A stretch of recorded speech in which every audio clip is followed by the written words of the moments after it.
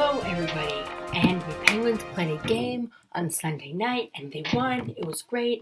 Ahead of Columbus for home ice advantage, and they're playing Columbus tonight, which is very important if they want to keep ahead of them in the standings. But guess what?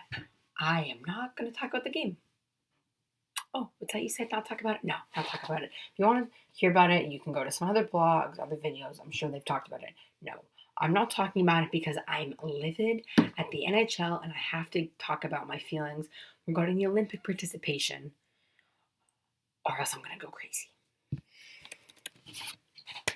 Yes, so yesterday, in case you missed it, the NHL said that they are done negotiating, the case is closed, and they will not be sending players to the 2018 Olympics. Well, the NHL will not be going, which I guess is very different from them not be sending players, which I will touch on. So,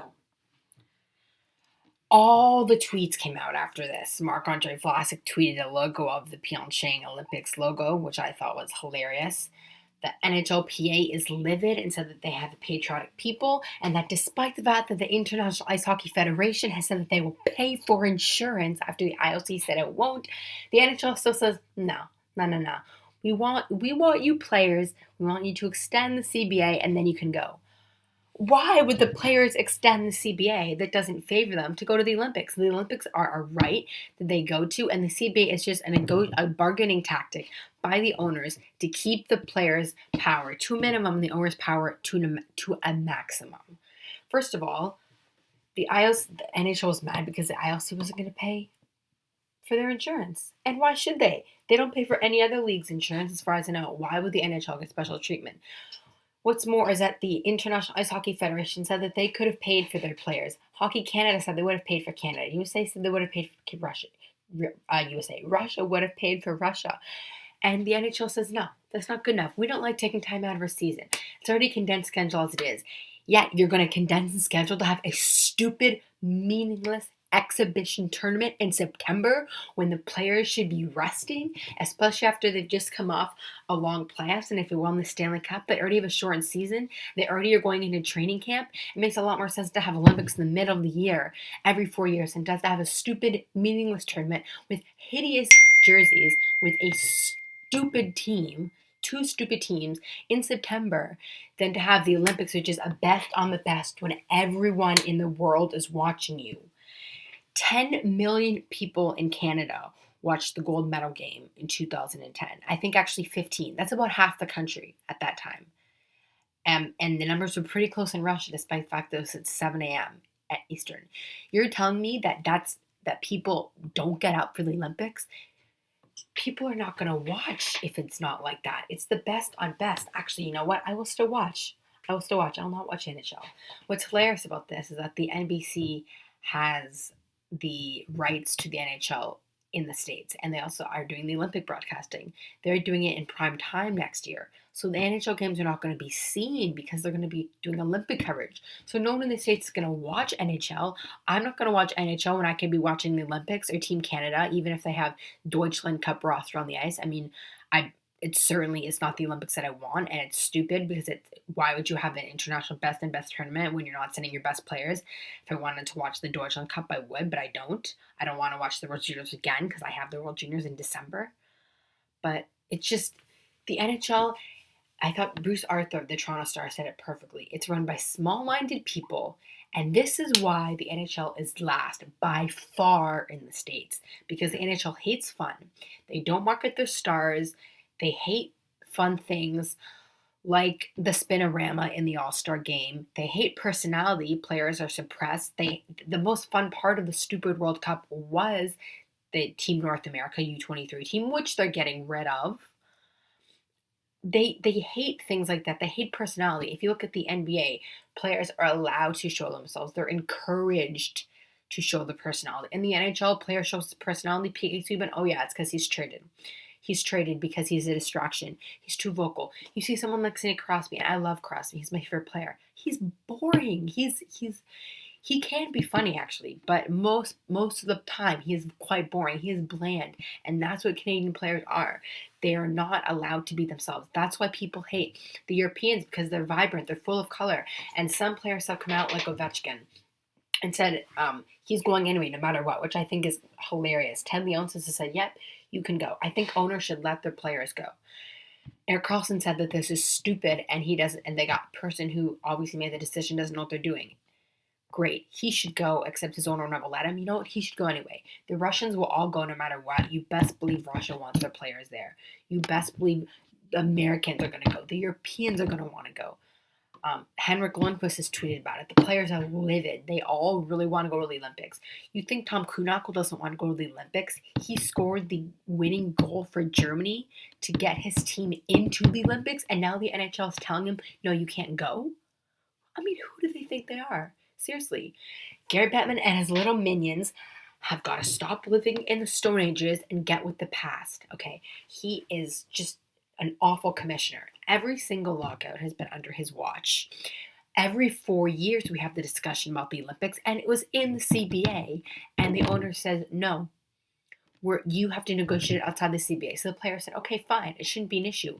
But it's been an issue for the past 2 Olympics now, and the annoying part about this is the league says they want to grow the game.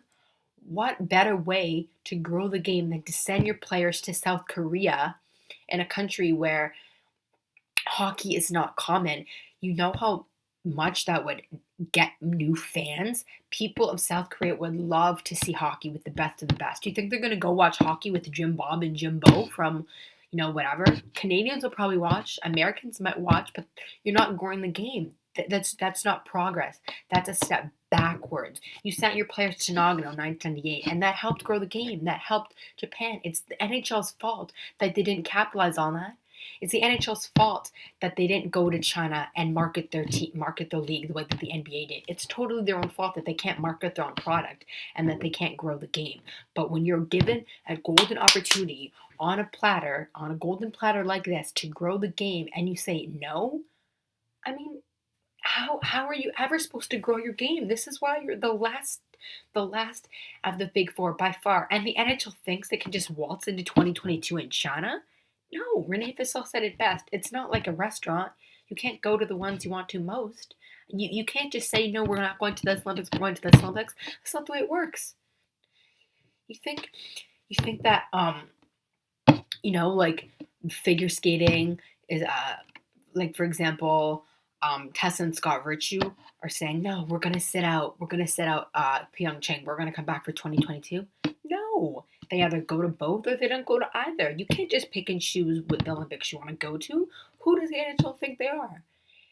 And I hope that more owners like Ted Leonsis support the players. I think if enough players want to do it, then they will go.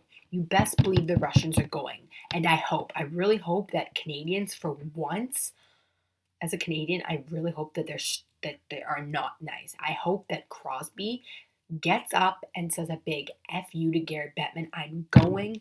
I don't care if you suspend me. I'm going. I want another gold medal. I want that 3rd gold medal, because who knows if he'd even be on the 2022 team if they do go. He might not even make it. Connor McDavid, Nathan McKinnon, guys like this who've never had a chance to experience the Olympics.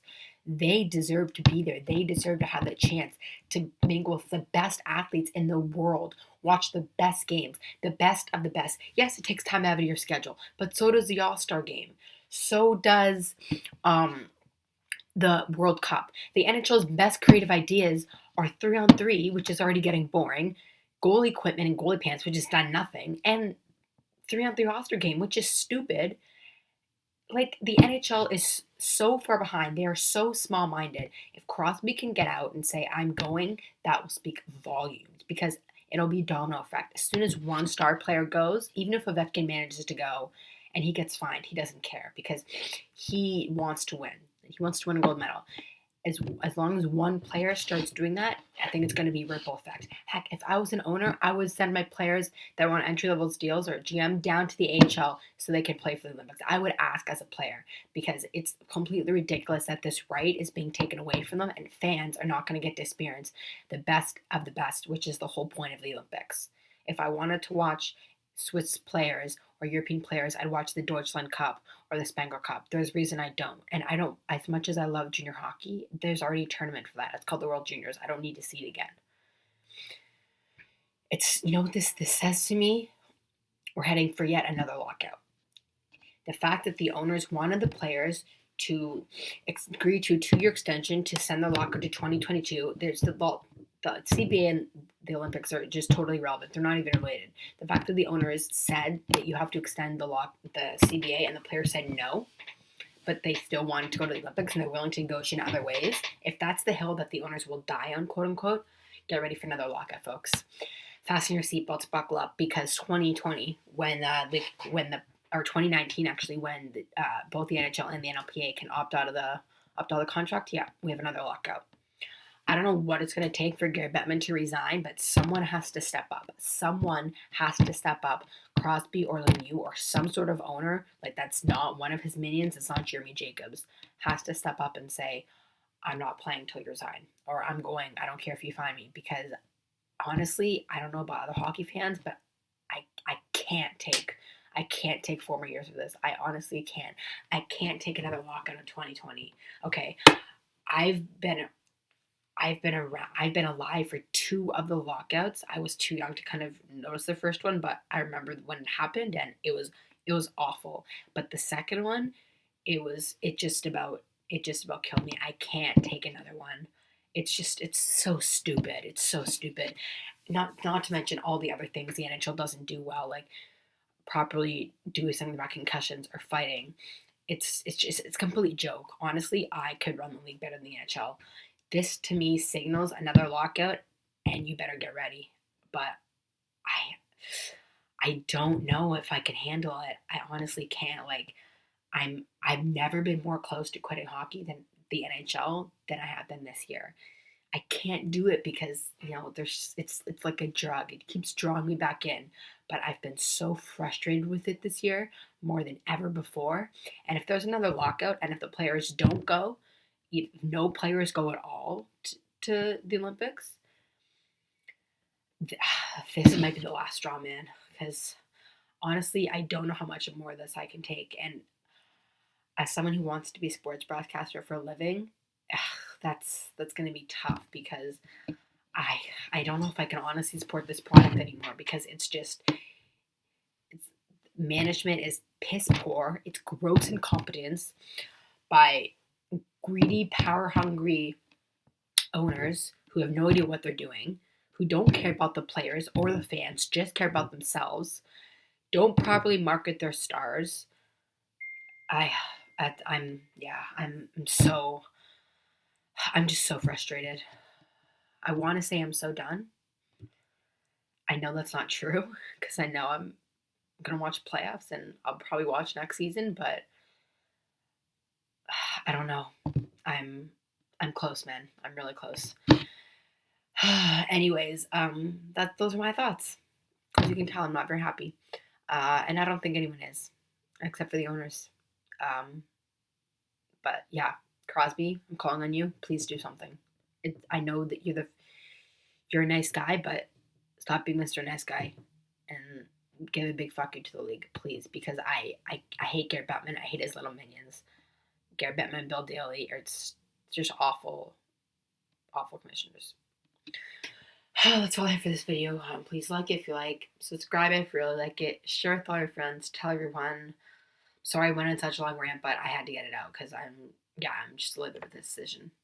What are your views on it? Will you still watch the Olympics? Will you watch the NHL? Because I know I won't watch the NHL. I'm going to watch the Olympics during that time.